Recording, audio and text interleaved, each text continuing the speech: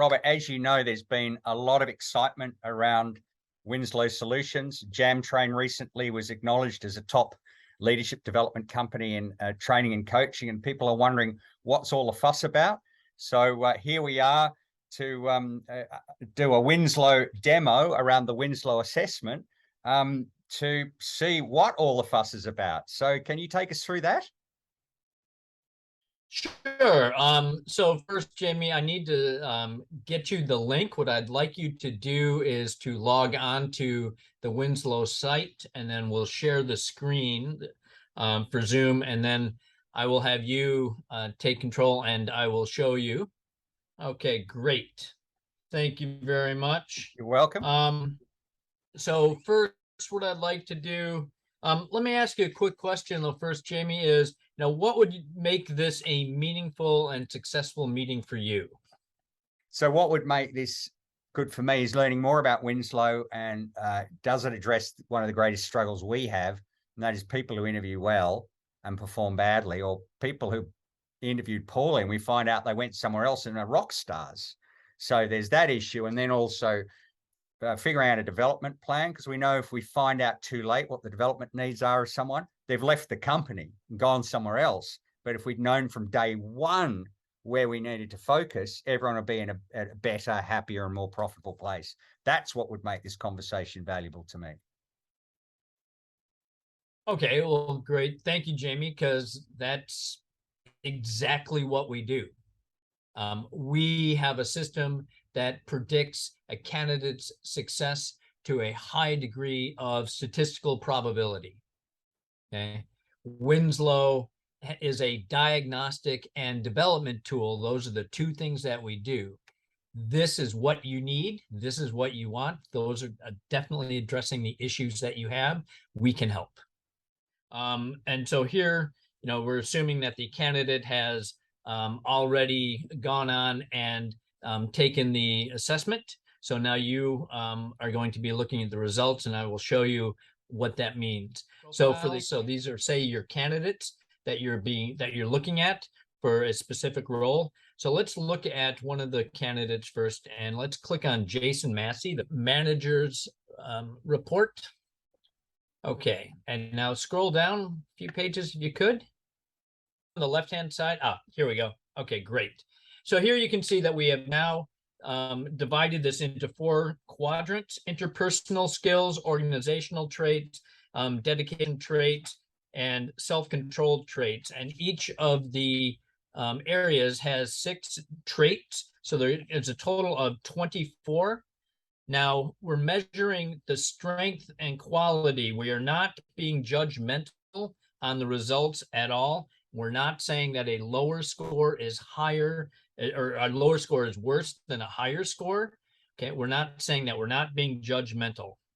You mentioned that you wanted to possibly use this for recruitment, and that's great, because by law, it says that if you're using assessment for hiring practices, you need to make sure that you compare the person's requirements against the job itself to bring equanimity to the process. So now we have position overlays, what we call position overlays, which compare the individual against the responsibilities for a specific job. And I'll show you that in a minute.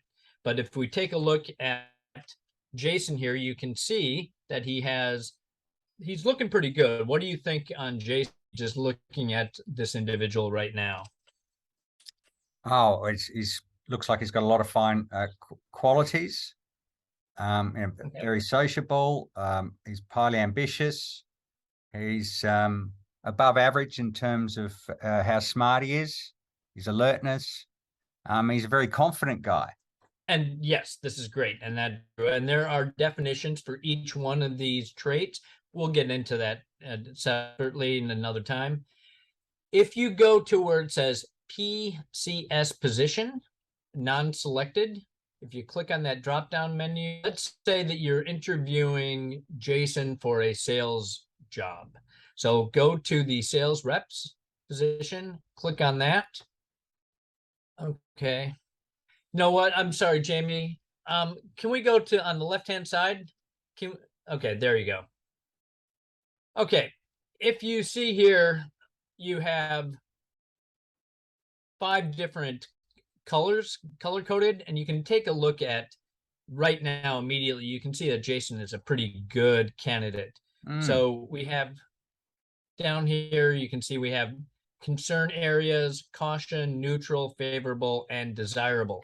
So what we do is we look at Jason and determine his areas, his traits, and each one of these 4 quadrants, 24 traits on a bipolar basis. So basically it's 48. So we're saying 1 to 3 could be a bit of a concern area, or 7 to 10 is a bit of a strong positive area, again, for the responsibilities of this specific job. So Jamie, if you can go down and scroll down a little bit.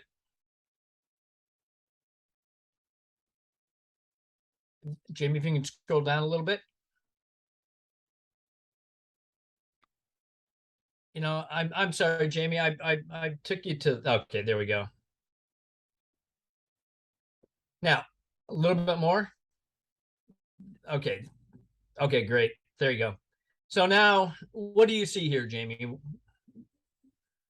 Well, I see a lot of numbers, but as I scan, I see he's got 0 concerns in red, and he's got a participant net score of plus 58, whatever that means. Right.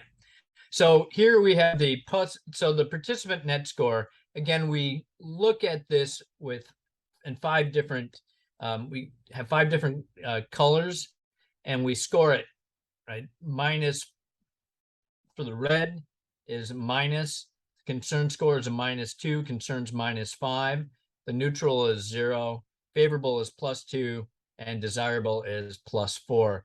So if you were to add all those up, again, this is against a specific job. Jason, you can see, what do you think? Is Jason a pretty good candidate for this role? Well, just as you've explained the weighting system to me, I think he scored very highly. He'd be a good candidate for a sales rep role. Yes. So the areas you really want to look at is this participant net score, which is a plus 58 against the number of concerns. Okay. So that's a plus 58. And we say anything above 35 is a superstar. With everybody has imperfections. Everybody, right? And concerns up to 3 is normal. And these are areas of which we can help an individual work on. If there's more than 3 areas of concern, then that's something you might want to address if you're looking at it from a hiring standpoint. So why don't we go ahead and compare Jason to somebody else? So go up to where it says completed profiles.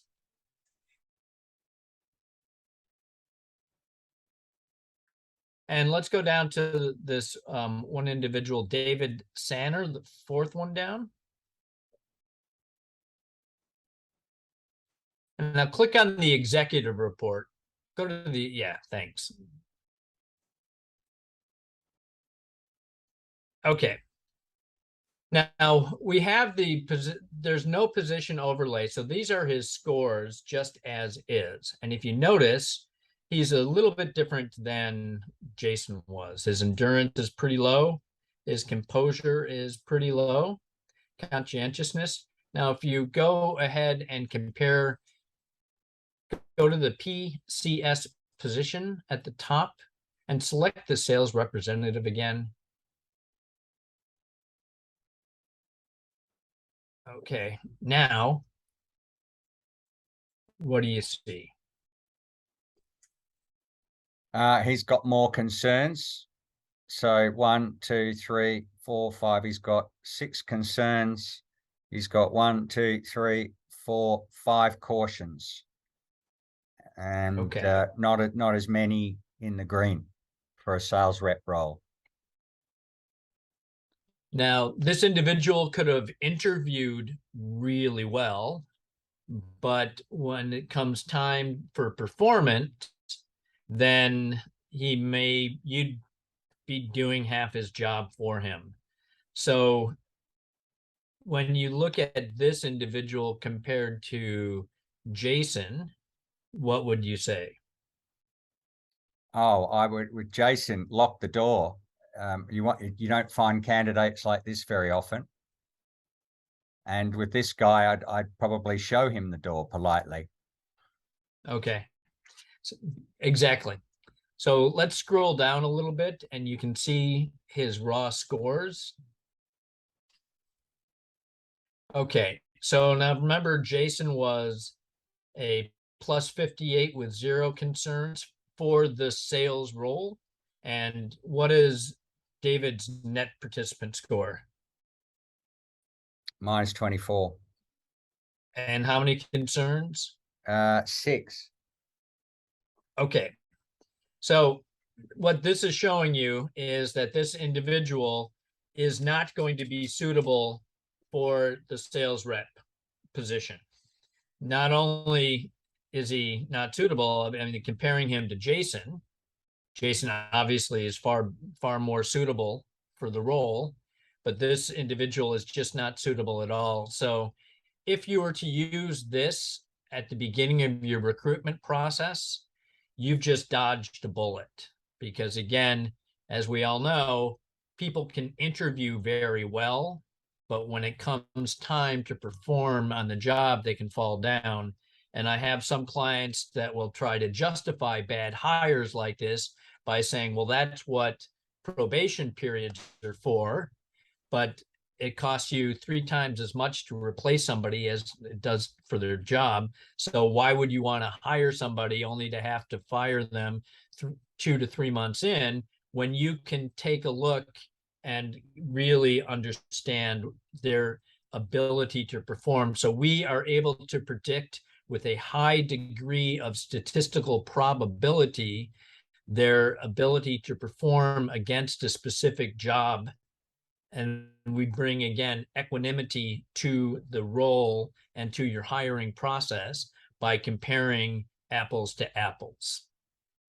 Do you have any questions real quick on this? No, you've answered how accurate the tool is. I had a couple of questions. What if the person already works for us and they get a negative 26? Should we fire Well, them? we're not in the position to say whether or not you should hire or fire somebody. We are in the position to just be able to tell you what their traits are with a high degree of statistical probability. We do have the ability, and we do have systems in place to help you train and develop individuals. The first thing you want to do to be able to train and develop somebody is to identify in what areas that they need help. And that's what this tool will be able to assist with. So, but we're not in the position to make recommendations of firing somebody. That's going to be your decision. So would you say, would you agree that we have an ethical responsibility to help someone if we know the areas that they can improve if they're already an employee? Yeah, I do have an ethical responsibility to help somebody. Yes, that would be an accurate statement. Okay. And I guess the other question I had was, can you fake the results? No, you cannot fake the results. We have systems and built in, we have questions built in to the assessment that are able to identify if someone is trying to fake the results. There's accuracy and objectivity questions built in, and we refuse to print invalid results. We're the only assessment company that I'm aware of in the world that refuses to print invalid results. The dirty little secret of the assessment industry is that a third of the assessments are not worth the paper they're printed on. So we will refuse to print invalid results. Well, Robert, we've got 2 minutes left, and I know there's a lot more. You've got group profiles, there's a leadership snapshot, there's the confident hiring process, there's the candidate knockout process. I mean, just in 30 seconds or so, how would you sum up this tool as a powerful way to identify the right person for the right role? And secondly, as a tool to provide a development plan for people that you have on board? You just said it. That was perfect.